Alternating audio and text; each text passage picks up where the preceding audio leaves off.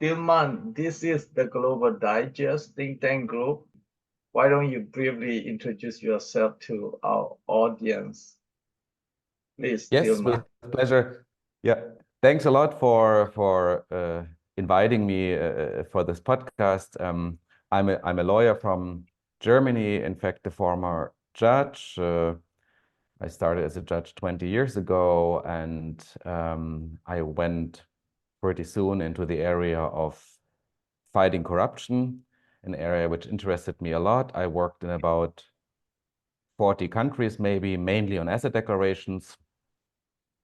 And I find it a very satisfying line of work, even though it's difficult. But whenever there's some small reform, or I can see there's a real change in one country, or at least it touches people in the right direction, yeah, I know I'm doing the right thing.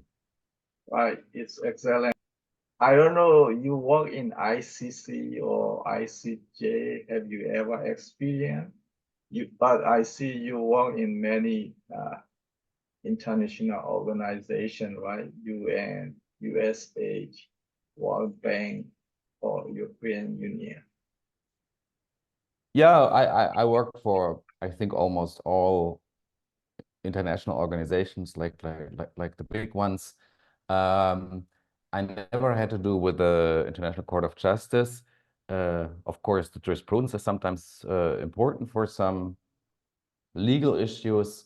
And I know there's a discussion going on about the whole issue of international jurisdiction in grand corruption cases, and even the discussion of giving jurisdiction to one of the existing international courts or creating an international court specifically for grand corruption matters.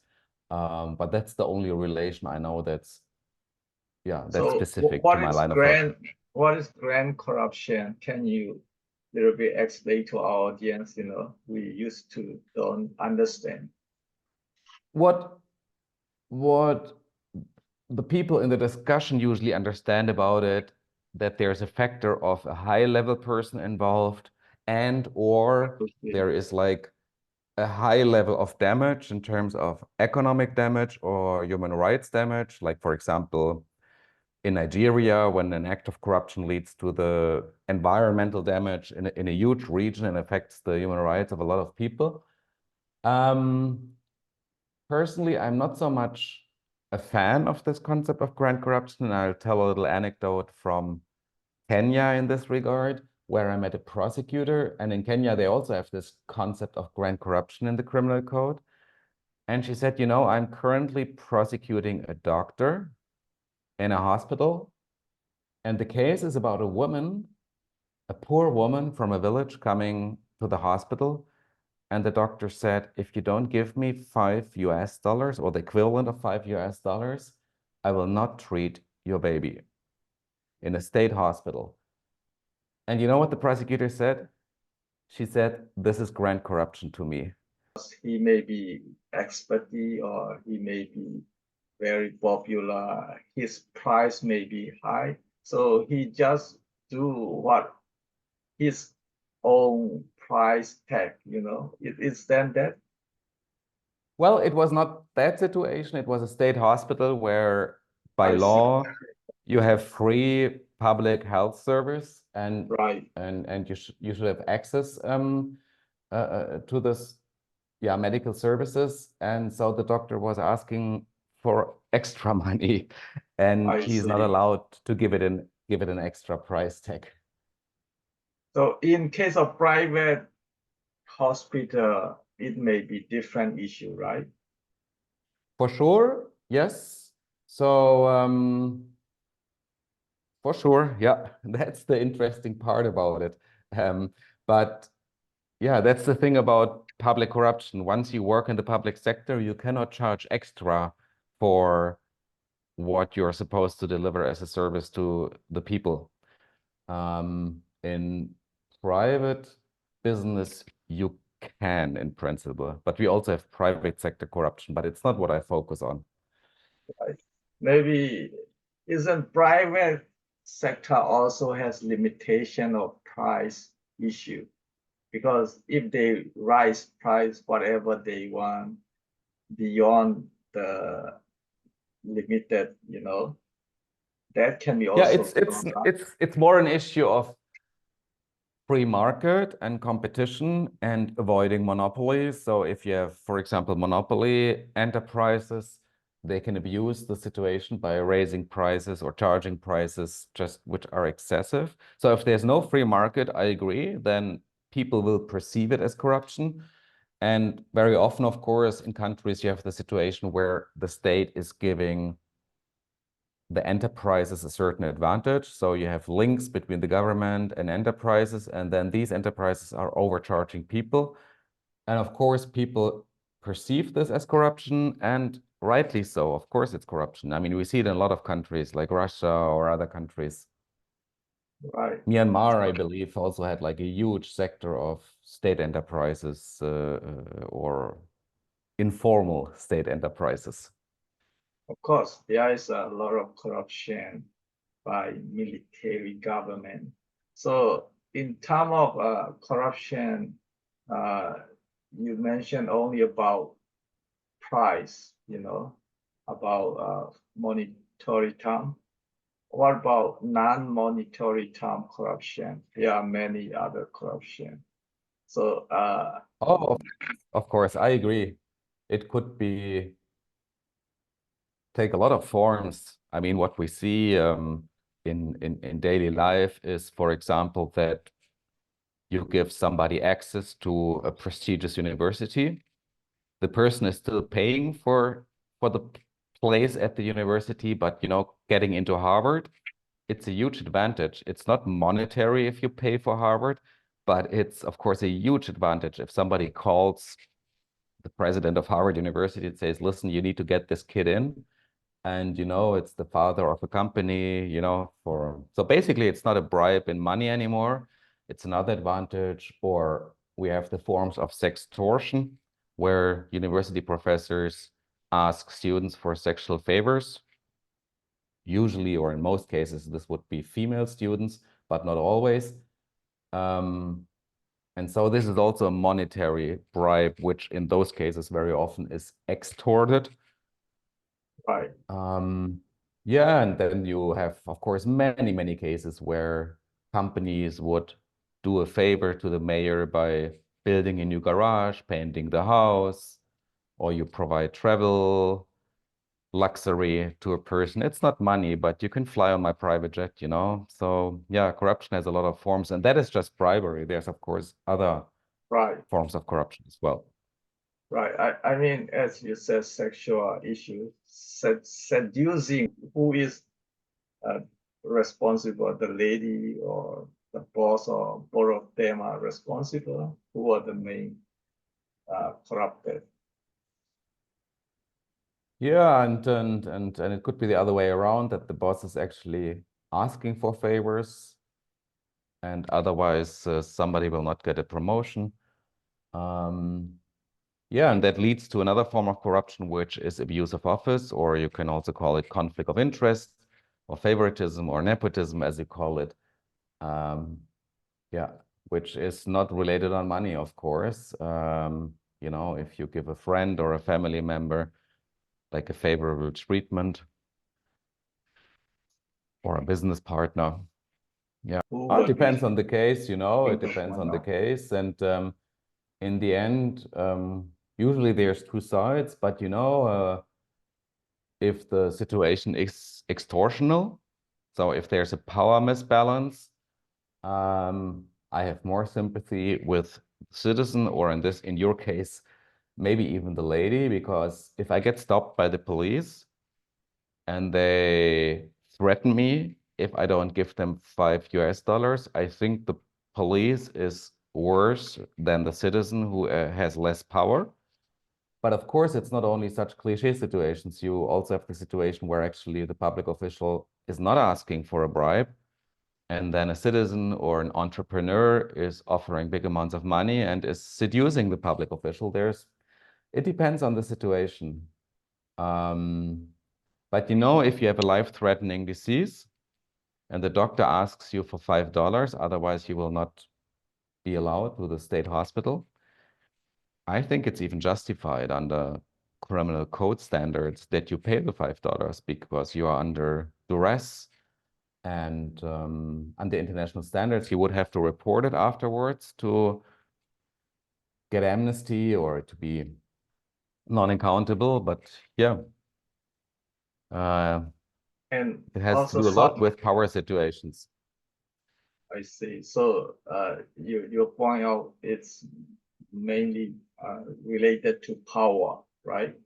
If they abuse power by the senior officer, that Well, in the constellation where it's about a promotion for sure, and if it's about public sector corruption, of course it's about power, because in a state of rule of law, and even in a state not of rule of law, even worse maybe, the power is with the state. The state has the monopoly on power. And this is what is usually sold in corruption. Or that's the good what that is about traded. example in many court case, I don't know in Europe, but in Asia, the public lawyer, his duty is for, justice for the people. But they did not really defending justice, not for the Constitution. So otherwise, the court will not pay them. Even he can get unfavor from the court.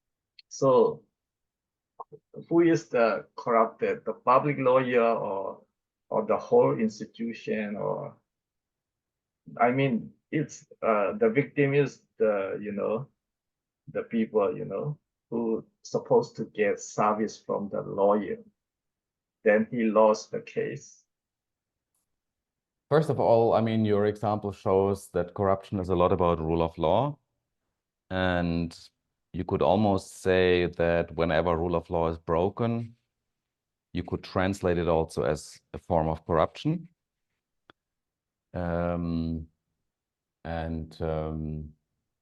It always depends on the people in the concrete case. You will have always, in any country of this world, a situation where a person decides to go rather for their own private interest or basically to break the law. In any society, you have people who are corrupt. But it's true in a way that in many, for example, European countries, rule of law is very strong, and the structure in society is very strong that you just don't do it. So it's rather unusual that this happens. And that also makes people just not do it because nobody is really doing it. Or our perception is, why should I do it if nobody is doing it? And in a society where you have the feeling everybody is doing it, you feel like, why should I be so stupid and not be corrupt? So that's the influence in this. Well, if a public lawyer is not fulfilling his duty to the client and doing it out of a private interest of getting money from the court or being rehired by the court, yeah, you could argue it could be a conflict of interest case or an abuse of office case. Right. Being a public lawyer is a function like close to being a public official. It's a public function. So yeah, you have to fulfill your mandate. Right. So yeah, including not just lawyer, even judge, they can be also. Oh, for a judge, even more, it's even more important. I mean, it's one of the most powerful offices you can have in a democracy. And I'm always saying, in a way, it's maybe even the most powerful power in a democracy, because parliament can adopt laws, but the judiciary can annul laws and can interpret the constitution. Yeah, so it's very important to have integrity in the judiciary. And you can see in any society that has corruption, it's the judiciary which is usually the most problematic. Right. But in any society, you have people who are not corrupted or don't want corruption. But of course, it can be very pervasive and rampant. But I would never say everybody or everything is corrupt in a society. Nothing is always. In example, in Burma, the military society, the regime, elite group, they all consider, ethnic cleansing, human right abusing, it is the right thing to do. I mean, those group, they consider there is nothing wrong. They have to keep doing abuse. And the judge know there's a human right violation and unfair and, anti-human, even genocide. But the judge turn blind eye and pretend there is nothing wrong. So in case of what's the judge, isn't the judge corrupted? Military elite. Yeah, sure. I mean, it's always interesting to look at what concretely happens in such cases. I mean, some judges also might just be scared. It's very clear if you would speak freely as a judge and decide freely that tomorrow you will end up dead in the trunk of a car. So in a way, it's also an extortion situation, but then many in the judiciary also support the system because they profit from it. So the judge will see if I speak along with the government and the military, I'll have favors. And very often in these systems, you let the judges get a lot of wealth for doing their job, or you let them be corrupt and collect money because in exchange the judiciary will support the corrupt government. Right. But in case of even in democracy country in Asia, many democracy society, they said that is the common thing, Asian culture or that group culture. Well, there's a bit of a line also with to ignorance and to wrong attitudes of judges and the wrong ethics, and then the question whether you're really corrupt. So for a judge, like you can look at judgments in the past, even in countries with a long standing rule of law. Like in the past, the United States Supreme Court, I believe, was supporting racism. And is that corruption? Well, and now, of course, or since the many decades, the court has changed its attitude, and you have similar changes of attitude in other countries. Even the European Court of Human Rights changed its jurisprudence, from the past on some issues. Take the issue of gay rights or transsexuals or issues like that, or women's rights. So I wouldn't call it always corruption, It's also discrimination, and it's just also progress in terms of general perception of human rights. I mean, people will perceive it very often as corruption because they politically believe something else. It's just racism. It's pure racism what the United States Supreme Court was doing like many decades ago in decisions supporting racism. So I don't even know it helps to call it corruption. I mean, what's the benefit of it? But it's very clearly corruption, or it's important to discuss things as corruption if you have issues like you have with the one Supreme Court judge who accepted private travel and all kinds of favor from a business person in the United States. Then I would call it corruption. This has nothing to do with racism or discrimination. That's corruption. So I think it's also important to distinguish corruption from other issues, because then we call everything corruption and it becomes the term becomes very bleak and just like a term without any meaning, Right. So if the food prices go up tomorrow, people might say, "Oh, corruption," but no, it's not always corruption. Sometimes it's just inflation or Right. capitalism, I other mean, issues. uh, definitely racial, I mean, discrimination is definitely human right violation, but it's not necessary can become like corruption. Corruption, mean definition, you can say there should be something benefit or gain to somebody, right?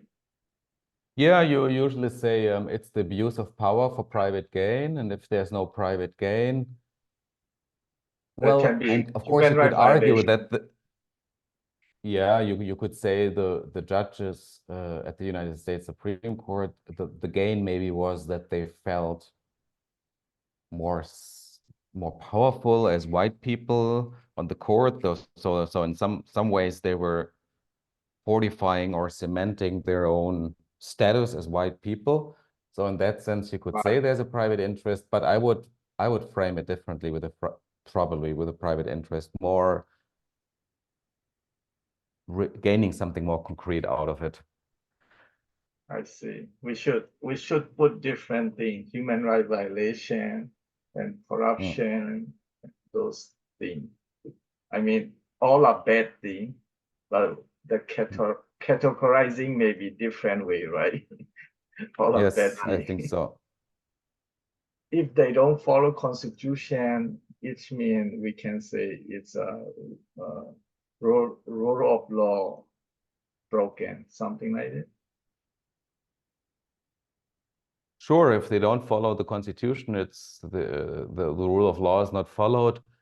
And frankly, I mean, in any country, court decisions get overturned because there's mistakes in them or because an upper court rightly finds that maybe the constitution was not followed properly or something like this. So it's also daily life, and different people, different opinions. And yeah, and sometimes we find that the court decision in the first instance was actually better than the court decision by the Supreme Court.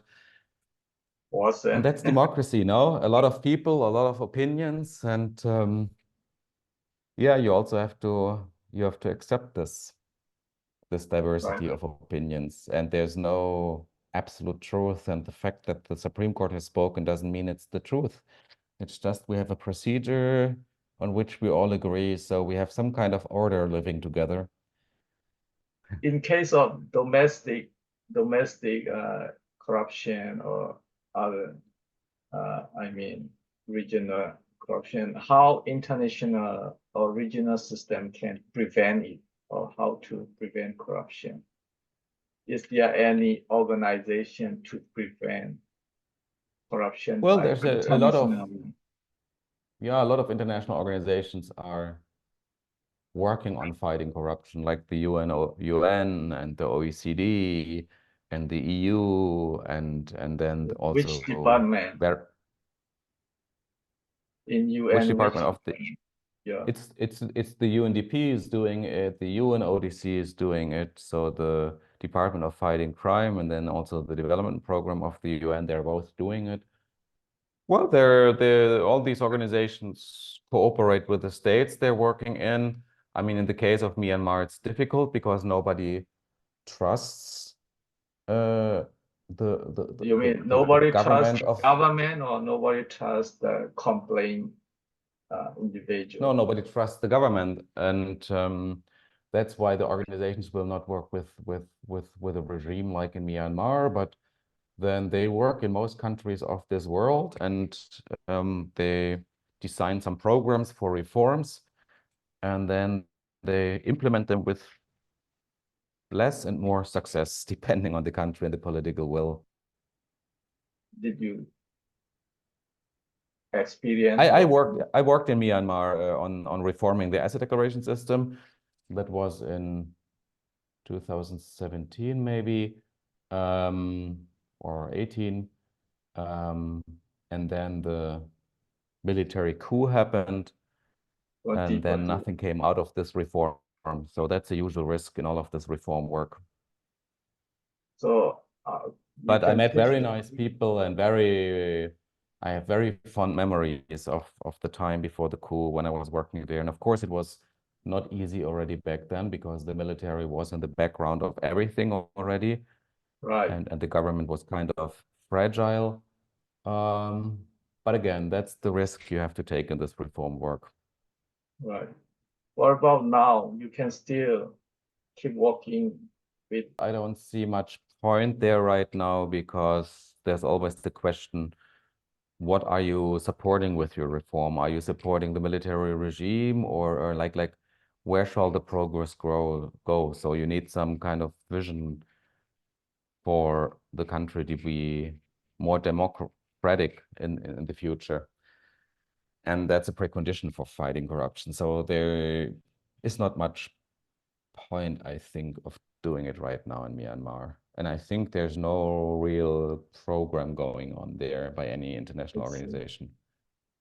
I see. What about if any Myanmar corruption issue, like sanction issue or other issue, you can Yeah, I mean, I think the international organizations are working on sanctions or foreign countries are, I mean, there's a lot of sanctions on Myanmar, I believe. I mean, there are But many. my personal work would not really relate to that. I will simply not be involved. I focus on working in other countries. At least But I'm you happy can. to come back. I'm happy to come back in the future if there has been a revolution or some big change of Success. government. Very happy to come back. But we need to fight to success. It's not that easy. Okay, well, keep in touch, dear man. Have a good Keep in day. touch. Thank you Nice for meeting today. you, John. Good luck with all your Thank you. work.